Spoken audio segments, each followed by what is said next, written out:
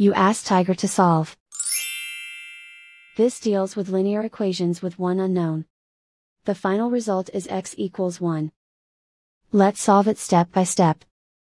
Group all constants on the right side of the equation. Subtract 1 over 5 from both sides. Group like terms. Combine the fractions. Combine the numerators. Reduce the zero numerator. Simplify the arithmetic. Find the lowest common denominator. Multiply the denominators.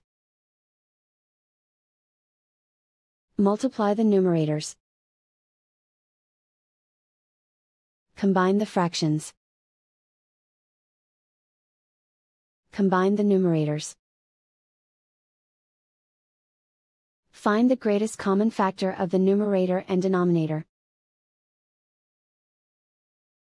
Factor out and cancel the greatest common factor. Isolate the x. Multiply both sides by 2. Group like terms.